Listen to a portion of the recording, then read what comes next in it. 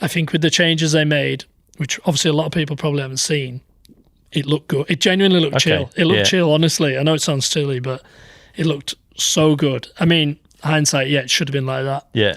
First time, but then again, you only know this after testing. And then back to the UK for Hardline Wales, I think, after that. Yeah, we had a British at Fort William in between. Yeah.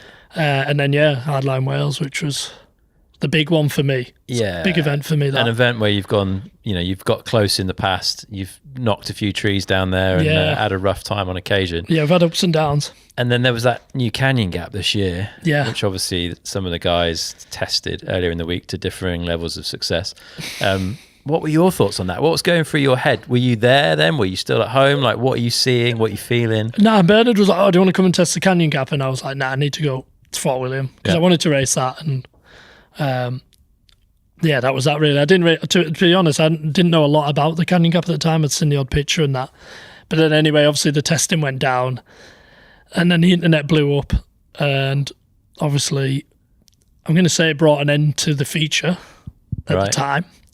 But the guys did change it, and we obviously saw it track walk this year, and to me it looked good. Yeah. And I'm kind of like, I'm with G on the whole no net thing, which will be controversial. Really? Yeah. Why would you go that way? I just feel like, look at the other features. You put a net on that. Don't get me like everyone's like, yeah, but if you don't go in the middle, if you landed in the middle, you're brown bread. But I mean, same's gonna happen on the 90s. If you slid off the side of the road gap, you're gonna get there's nothing decapitated. Nothing to fall into. That's what I mean. So it's like, where do you draw the line? Yeah. Okay. Don't get me wrong, you can see it both sides. Yeah. But I figured, I'm anti-net, we'll say. Which again, I know it's going to make people mad, but it's just. I see what you're saying though. There's as much risk elsewhere on the track. I just feel like, and the other thing is, when you ride hardline, there's no hope.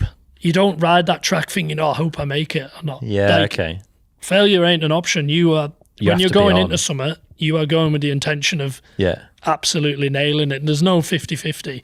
So again, like, I think with the changes they made, which obviously a lot of people probably haven't seen, it looked good. It genuinely looked chill. It looked chill, honestly. I know it sounds silly, but it looked so good. I mean, hindsight, it should have been like that. Yeah. First time, but then again, you only know this after testing. And massive hats off to them guys testing it. And obviously Jim obviously had that big one. But again, I'm like, if none of that ever surfaced, would it have been canned or not? I don't know. Yeah, who knows? Interesting. And then the other thing, I kind of thought all of the vlogs, which obviously them boys did well at, maybe I'm just jealous, but I just felt like it devalued it all a little bit. Yeah, because it took away that hype of like, The hype was all before the event based around that. It almost like peaked before the event. And because it got taken out, everyone was just like, like deflated a bit maybe. For sure, As a rider anyway, coming from my perspective, that's how I felt. Yeah. And again, like, for a fan, at the end of the day, all this is for the fans, you know what I mean? We want to put on a show and we're trying to raise the bar and that. And we'll see what happens. See if the canyon... I'm sure that... I hope it does. Yeah, I'm praying it does. Because just to say you've done it, it's pretty sick. Like, it'd be cool. Yeah. And it's going to look good as well, right? But, mate, it's going to create good better, photography and good images and good videos. So. Yeah, which again is just going to blow up. Yeah. And just, let's hope everyone crosses safely. Yeah, for sure. How was that new top section? I drove past the other week, actually. It looks like a cliff face, mate. That new steep bit at the top. Honestly, you've no idea how gnarly that is. I've never looked at a track from the other side of a valley and been like, I was like, is that actually the Hardline track? And then I realised it was. It does it no justice. No way. Like, until you stand on the end of that, because it's mad. You have to, again, I don't know if they let spectators up that far. No, they don't normally come past that middle spot. No, I don't believe they do. And it's very exposed.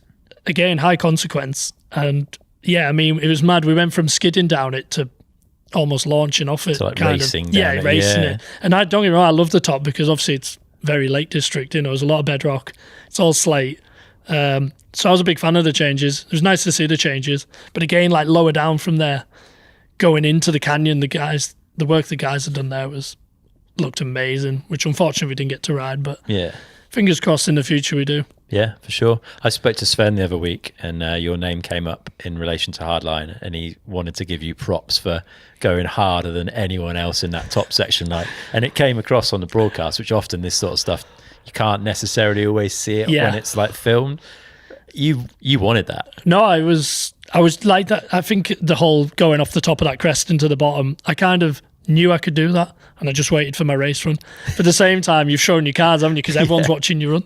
So I don't know if anyone walked down to check it out, but yeah, obviously I had nothing to go off. I punctured in quali, so I had nothing to build off. And you're riding well. Yeah.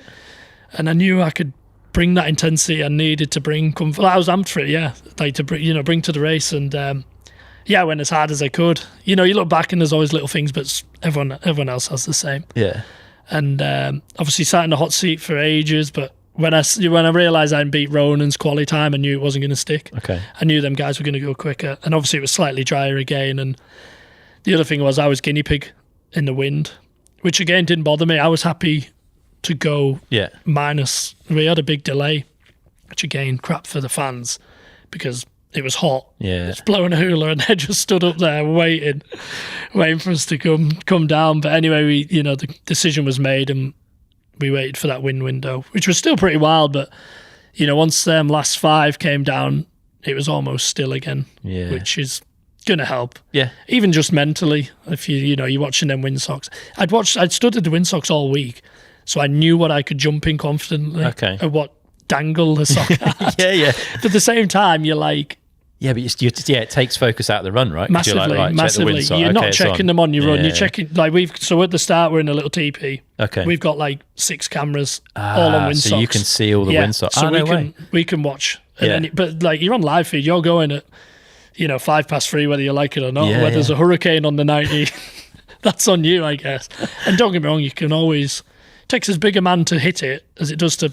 Yeah, to say no. Absolutely. Yeah, 100%. So I totally respect that. And I rolled the dice and it paid off. And solid run. On paper, it looked crap, 7th. Yeah. But, as far as a run goes, I was happy. I was happy I rode, happy I attacked. And yeah, it was aggressive for sure. Yeah, no, it was fun. I tell you, it was so much fun. I tell you, nothing beats it. It's like, it's mad. You sat at the bottom there and everyone's crossing the line and it's euphoric. It's the only word I could use to describe how it feels. Not like any other race. Nothing comes close. No. Because of the level of risk involved, or like what's making it that? I guess it's because it's you and the track. And don't get me wrong, you are racing it, but it's so different to any other race. Yeah. It's hard to put into words, but it's just, for me, the best race on the planet, without a shadow of a doubt. Nice. Like, if you get that opportunity to go, then break their arm off, because nothing will beat it. Fair. You mentioned that you lost that quali run. We've seen it even more, I guess, at World Cups now that we've got the semis, that importance of being able to build through a weekend. Is that even more important at an event like Hardline? You get so few full runs, really. Maybe more so these days than you did back in the day when the course was like evolving. But like, how significant is losing that quali run? Yeah, it's massive. It's a massive, kick, because you're still in limbo a bit. You've nothing to build off. So you kind of don't know where you're at as such. Obviously, it can affect confidence, and then you've obviously got to make changes to the bike because something isn't right. Like, why are you flying? Yeah. Why did you do this? Blah, blah, blah. So, there's a lot of little things, and you don't have a lot of time to fix them either. So for me, I think like building off that quality is a big thing. Yeah. Because again, can go either way. If you had a bad quality but you had a good run, then that's detrimental. But again, if you had a good quality and you're up at the sharp end, it's on. And again, then you get more confident and you're going to go faster. Yeah.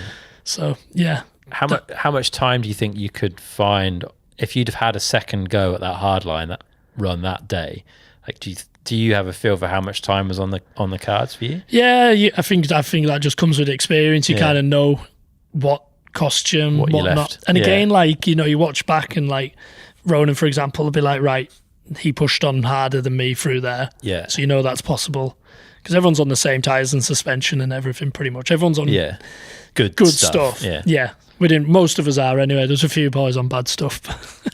We won't talk about that. But so I would say 5 an absolute push. Yeah. Which obviously is a lot. Where would that put you? Oh, God knows. I can't remember how tight it was. Win. Would have won it.